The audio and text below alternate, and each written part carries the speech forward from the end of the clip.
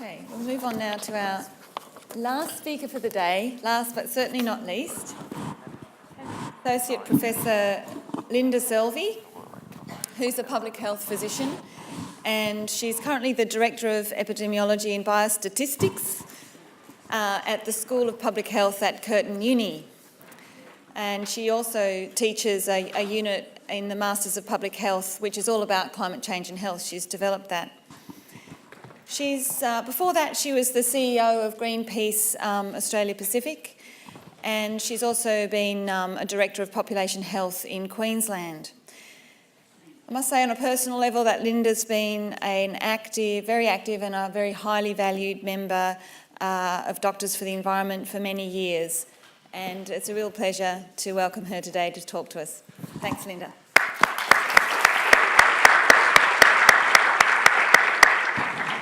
Very much. Can you hear me? Thank you very much, Helen, and thank you everybody for hanging around. It feels like a difficult gig being the last speaker of a very long and inspiring day, but you actually all look pretty awake, so congratulations. What I was going to do today, I'm sure you've heard many times before the way that climate change is already impacting. Is that switched on? Oh, okay. It was on mute. Is that better? I'm sure you've already heard many times about the way that climate change is already impacting on the health of people. The World Health Organization, several years ago now, released a report saying that around 300,000 people per year excess deaths related to climate change, and it's likely to be an underestimate, and they recognise that, and likely to increase as climate change increases in severity. One of the things that doesn't necessarily get spoken about is the way that climate change is already and will increasingly contribute more to global poverty. And that also, that a vast majority of those excess deaths and excess morbidity or mortality are occurring in low and middle income countries rather than in our own. So what I wanted to focus on today was to just, while global health is a very vast area, what I wanted to do was to just really talk about some of the reasons why people in low and middle income countries are suffering more as a result of climate change, and then with a few examples.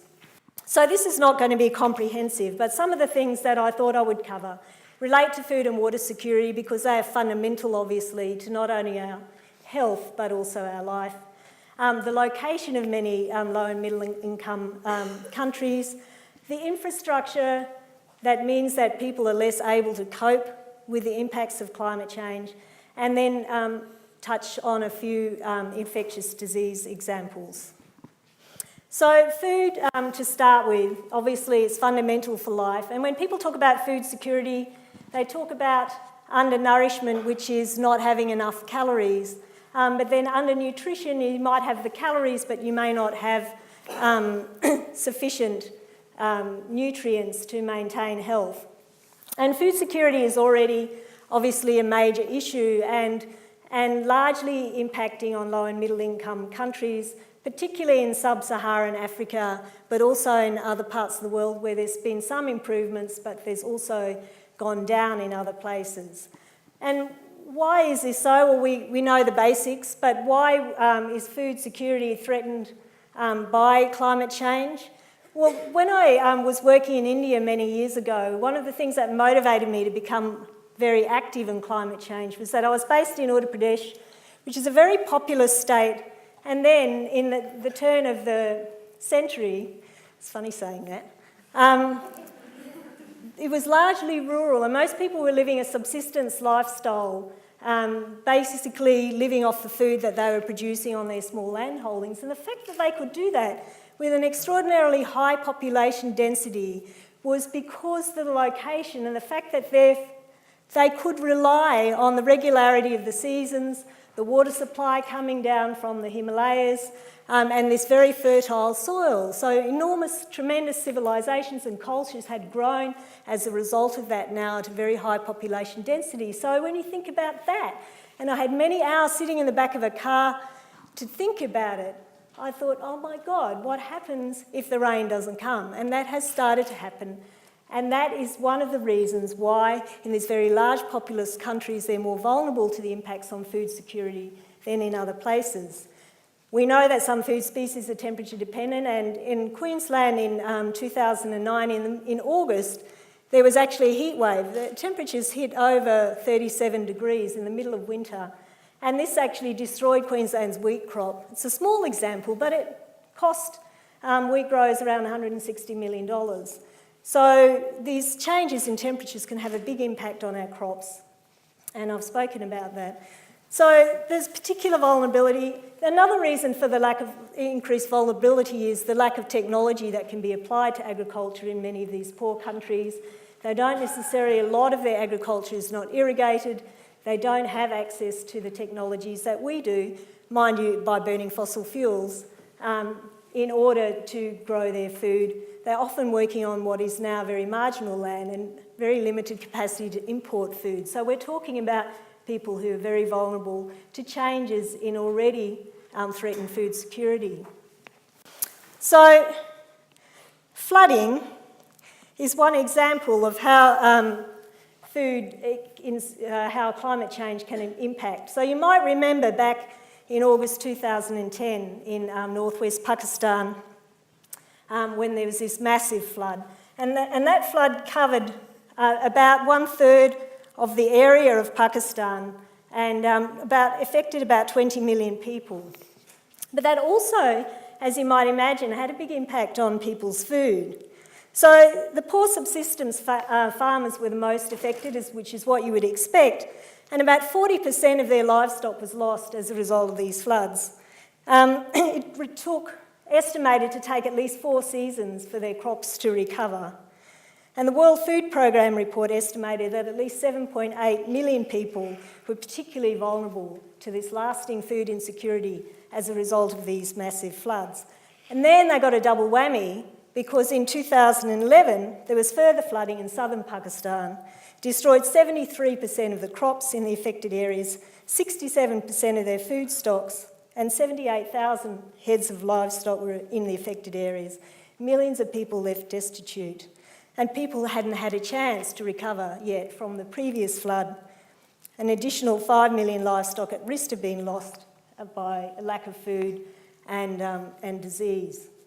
So that's just one example how a massive catastrophic event, particularly in a country with very densely populated, marginal agriculture to start with, can be very vulnerable to impacts on food security.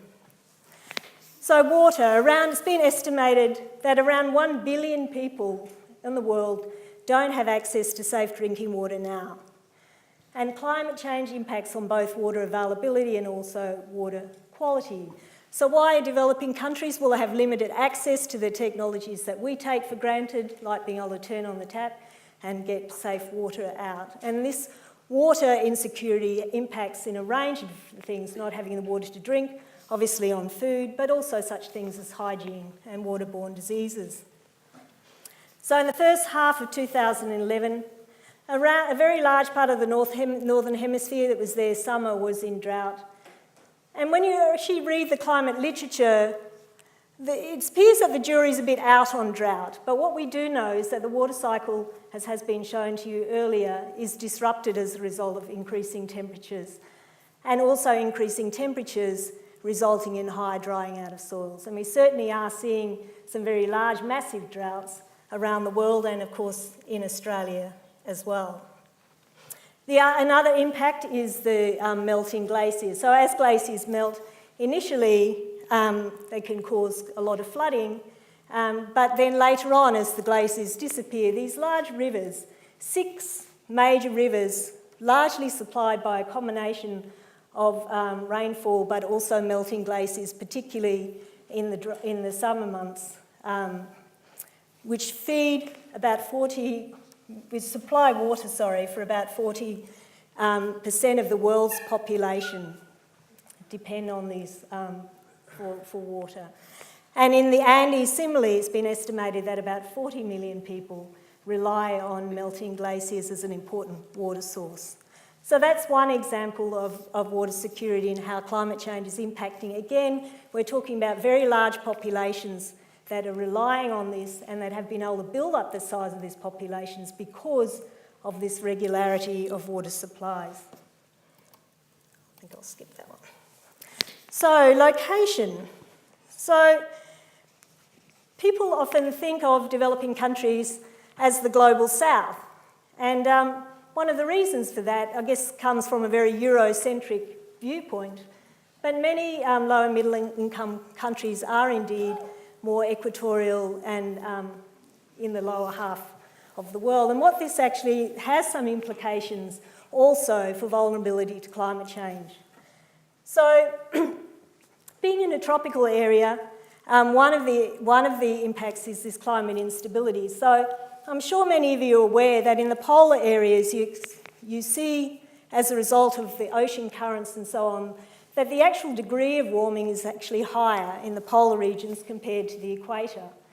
But what we also know, and this paper came out recently in Nature, is that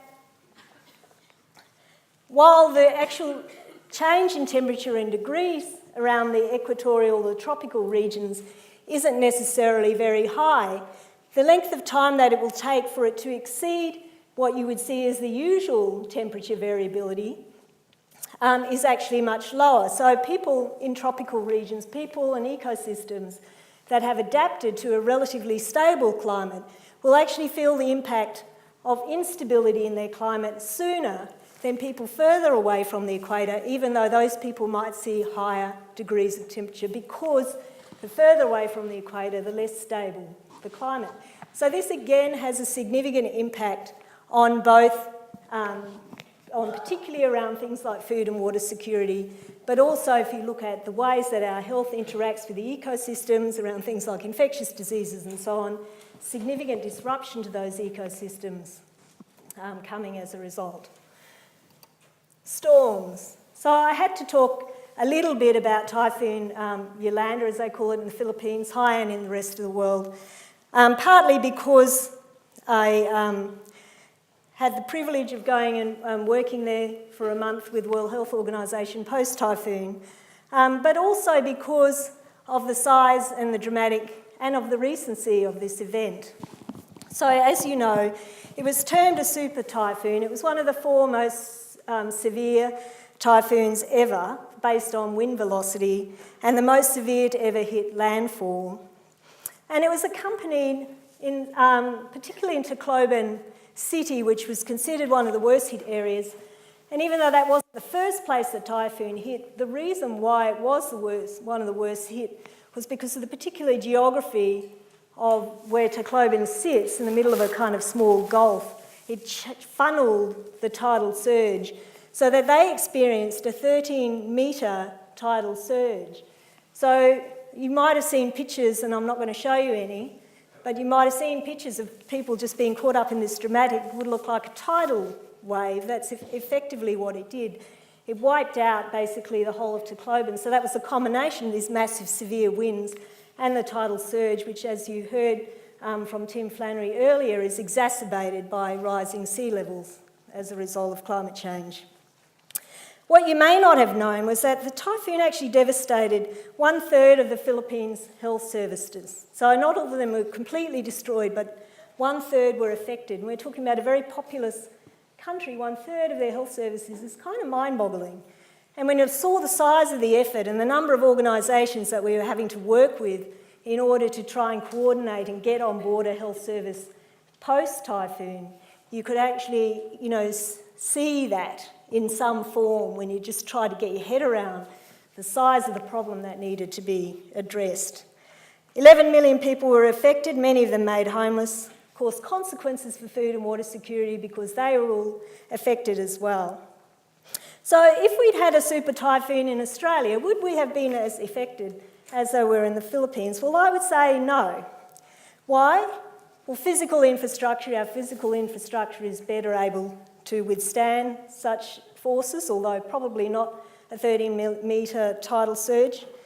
The population density and size of the people affected meant that there are very large numbers of people affected, whereas where our cyclone vulnerability zone is, we don't have so many people.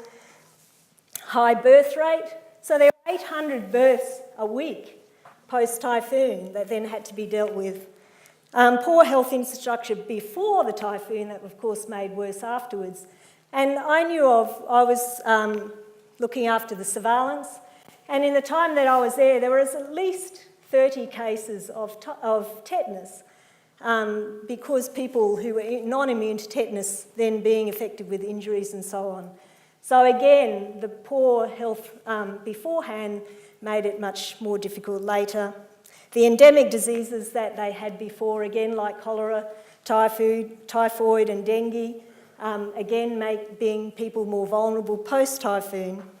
And, of course, the capacity to respond, enhanced greatly by a tremendous relief effort from around the world, but still something that is going to affect the Philippines for many years to come. And heat. So this comes from 2010, and we know every year now we have significant new records broken. We always expect to see new records broken, but usually the same, roughly 50% record cold versus record heat, whereas now we're biased towards the record heat. If you look at the bottom of that graph, the temperatures there, Pakistan, 53.5 degrees Celsius. Now we know that the more adapted we are to heat, the better we can cope with it. So people in Perth can cope with much higher temperatures than people in Melbourne because of adaptation. That's partly physiological, but also structural, housing and so on, and behavioural. But there have been a number of studies, including one that actually focused on Perth by a group called Maloney and Forbes, that looked at temperature predictions in relation to climate change and the capacity of people to be able to physiologically deal with that level of heat. So I know we're talking about Perth in a developed country, but it's interesting to note because we can multiply that more greatly when you have a developing country where you don't necessarily able to escape to an insulated house with air conditioning. So by 2070, they estimated in Perth that the number of days an unclimatised person, that's somebody who isn't used to the heat, will become hypothermic, standing in the shade will increase from 1 every 5 years currently to 9 days per year, and 31 to 94 days of the year if they happen to be doing physical labour. So if you've acclimatised so that you sweat more and you release less salt in your sweat and so on, this becomes 1 day in 10 years now to 1 day per year standing in the shade and 4 to 34 days doing physical labour. But when you're reaching temperatures like this, even standing in the shade for most people is probably going to be a problem. So greater vulnerability to the heat, both in terms of the extreme temperatures in these environments, but also, again, the capacity to be able to respond. Sea level. So Australia, we know, is vulnerable to sea level rises because we're coastal, as is most of the world. But it's worth just remembering the small island states, but not only that. If you look at the Philippines, you look at Indonesia, these archipelagos, where very large proportions of their population live on the coast, and indeed, there's not much else where they can go. So vulnerability to sea level rise and also less capacity to respond in terms of building dikes and bunkers and that sort of stuff makes them, again, more vulnerable. Whoops, wrong way.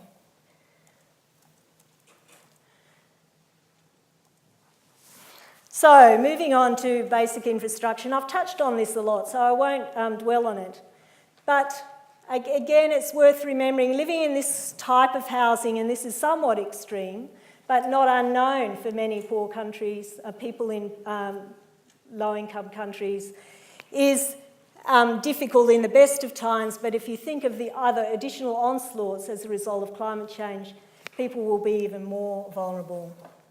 Health infrastructure, I've talked about it already, but again, if you have a strong health system, particularly strong primary health care with great disease surveillance, health protection services, you're going to be able to better respond to the impacts of climate change than if you don't. And finally, infectious diseases. And I thought I'd focus a bit on malaria because I could probably spend a whole 6 months talking about infectious diseases and the impact of climate change on them. But malaria is a good example of the way we're already seeing changes in the epidemiology as a result of climate change and social changes. So malaria affects around 1 in 20 people globally now. And malaria in the Western Highlands of Kenya has actually been on the increase. And this illustrates the impact of climate change. So malaria had previously been known to occur at a few times in the Western Highlands of Kenya in the early part of the century, but it was quite readily controlled. And then they had basically not experienced malaria then until the 1990s. So the mosquito vector Anopheles mosquito requires at least 16 to 18 degrees Celsius in order to be able to breed. But the vector starts to die at about 35, so there's this window of opportunity for the mosquito. And the malaria cycle in the mosquito also varies according to temperature. So at 18 degrees, it takes 56 days for the parasite to go through its cycle in the mosquito to then be infectious to humans, which means that the mosquito will have died in time. But if you increase the temperature to 22 days, then you're down to about 19 days, and 8 days at 30 degrees. Humidity also increases the lifespan of the mosquito. We know that climate change generally increases humidity, and rain's needed for breeding sites, but heavy rain can wash away the mosquitoes. So malaria has been decreasing in the lowlands of Kenya, but increasing in the highlands. So this is a picture taken from some work that the Red Cross had been doing, looking at working with local areas and the impacts, the relationship between rainfall, temperature and malaria. Don't focus too much on this, but it reflects the amount of effort that people are putting in the Kenya in order to deal with it.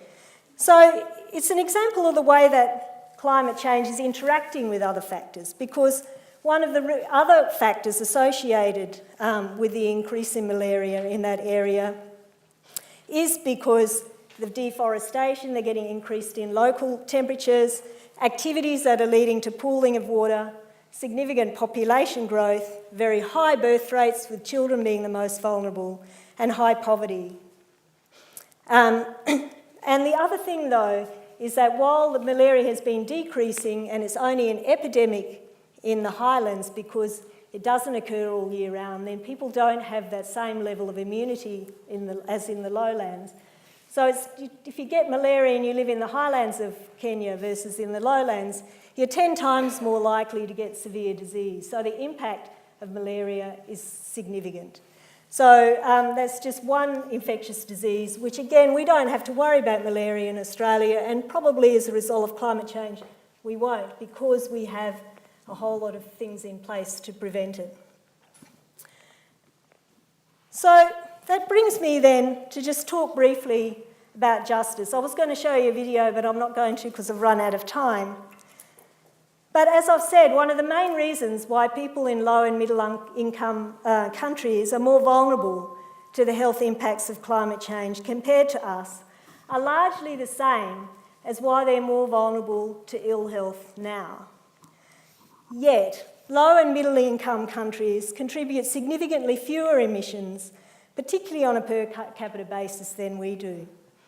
So as you know, and we've heard from the Environment Minister from that government, but we actually collectively as a country elected that government with a policy to scrap the carbon tax, even though the impact of the carbon tax, even on the most poorest of us, really meant that people couldn't do things that people in these poor countries would never ever be able to aspire to in a lifetime. Shows the fact that as a nation, not just us in Australia, but elsewhere, we've lost a sense of ourselves as global citizens.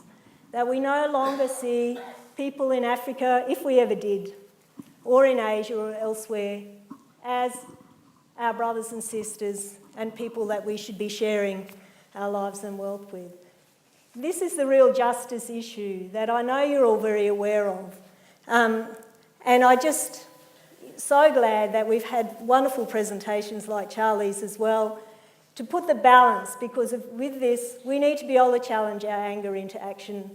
And whether it's about the impact of climate on the health of Australians or the health of people across the world and these justice issues, whatever it is that motivates us, we need to take that motivation and put it into action. So thanks very much for your time.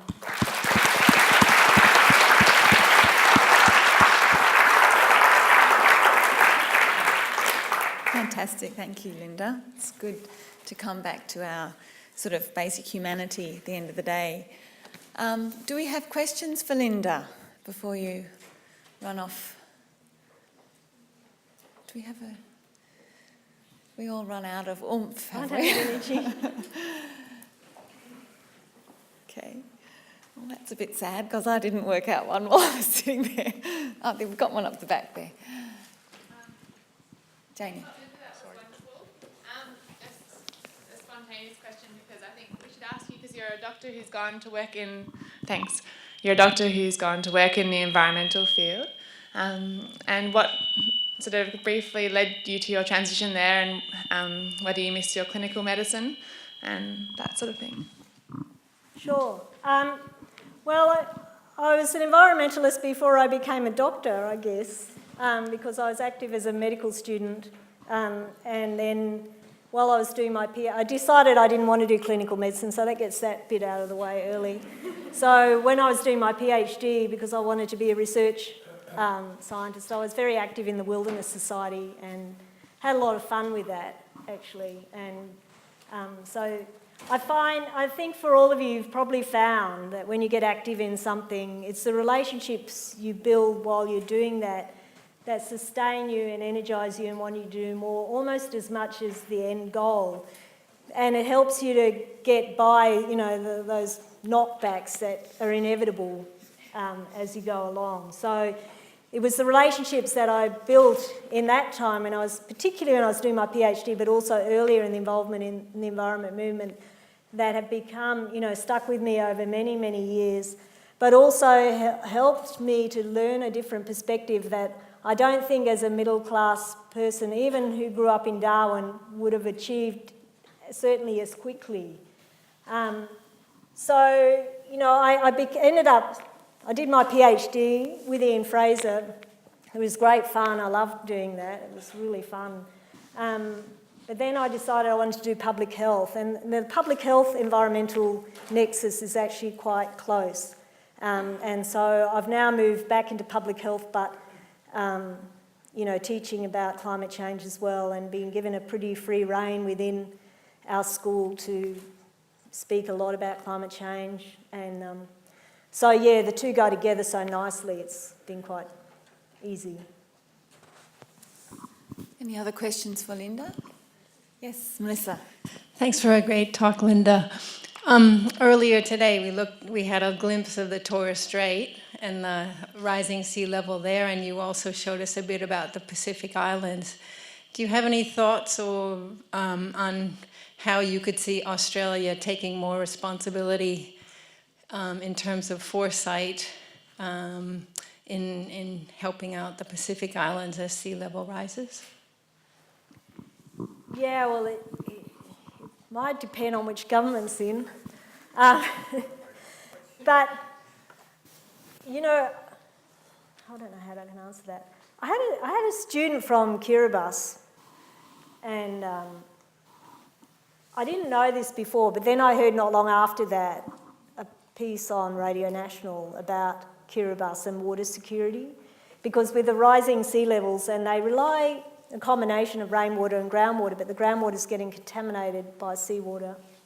But what I didn't know about Kiribati until I had the student, and then I heard on the radio, was that the main island of, the main capital island of Kiribati, is extraordinarily high population density, and people there are living pretty marginal lives anyway, regardless of climate change. A pretty high proportion don't have access to safe water, sanitation, you know, basic infrastructure, which, if you were less crowded, is still an issue, but is less of an issue because there's less opportunities to contaminate each other with all sorts of things. So I don't think I'm answering your question, except that we definitely have a responsibility to our near neighbours, but I guess what I was coming up to that is that the solution for them for high sea level, rising sea levels is difficult to visualise because of the low level, because of this population density. You know, that picture which I glanced over of Tuvalu, you know, kids walking to school in Tuvalu in high tide and they're already walking through seawater. It's hard to see a solution that might involve them staying there, which then comes back to what Tim Flannery was talking about this mass migration of people. But I think what Australian government recently announced was that, and it wasn't just the Australian government, with the global financial crisis, countries that at Copenhagen had actually started to negotiate, you know, some sort of compensation and response, you know, that is being pulled back. It's been pulled back by Australia, but it was also had previously been pulled back by a number of European countries. So we're actually reneging, and again, we're saying, well, we're more important than you. So we're failing as global citizens, in other words. Yeah. And as for stopping the boats, well, there won't be a chance of that later. Kingsley wants to ask a question. Thank you. Thank you once, Linda. On that same point, 2 years ago we were told by one of the lawyers in this city that there was no United Nations convention covering these environmental refugees. There are political refugees and so on. As it is, of course, this country is failing on those where there is a United Nations convention, but if there's environmental refugees in millions, and it looks like that may well be the case if Bangladesh goes under and other places. Have you heard anything more about that in terms of what the United Nations is it addressing this issue? Is it talking about this issue? I mean, it's just putting into the too hard basket. I honestly can't say I know the answer to that, Kingsley. But I do actually think that people won't continue to turn away so quietly, put it that way. I personally see a future where people will start to assert their rights as citizens in a way, you know, I'm talking about potentially with weapons if need be. I know that sounds rather endgame-ish, but, you know, when you've got millions of people affected, that, you know, we're already seeing situations where people are being forced migrations and that's impacting on conflict. And I just fail to see how if we don't start doing something that won't result in something here. And at risk of sounding like I'm talking about the yellow peril, which was the thing behind the White Australia policy in the 50s and 60s, I mean, we are talking about it. It's not what I'm saying. Please forgive me if that's what it sounded like. But what I am saying is, you know, we're talking about large numbers of people here. And, you know, we're not going to be able to continue to turn them back, as, you know, Helen said, because people are just going to demand it. But honestly, I don't know whether or not United Nations is working on it. I hope so. It's a shame we aren't working on it. One last question or comment from Marion. Linda, thanks very much for that great talk, which was very broad and compassionate.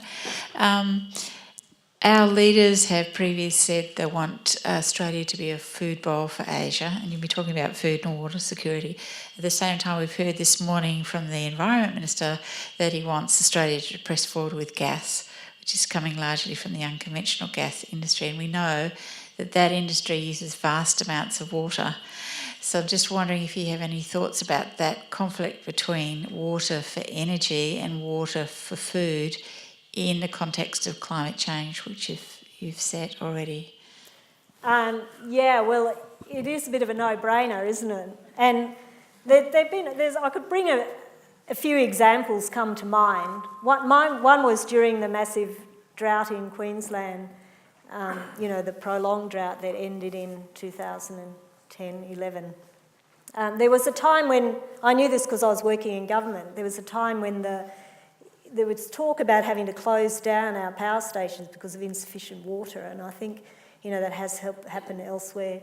I also know that in the Latrobe Valley, water for coal mining takes precedence over water for irrigation.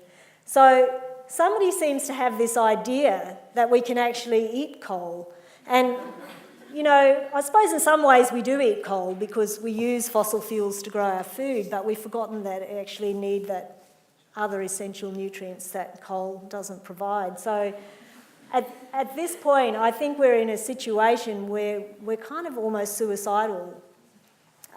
We're kind of the last race to try and destroy all viability on the planet, not just through climate change, but also through our thirst to dig up agricultural, you know, ecologically, you know, important areas for the sake of these fossil fuels. So if that isn't enough to get us going and get out there, what will there be, is all I can say. Thanks. Yeah, Linda, I agree. Look, thank you so much for your presentation.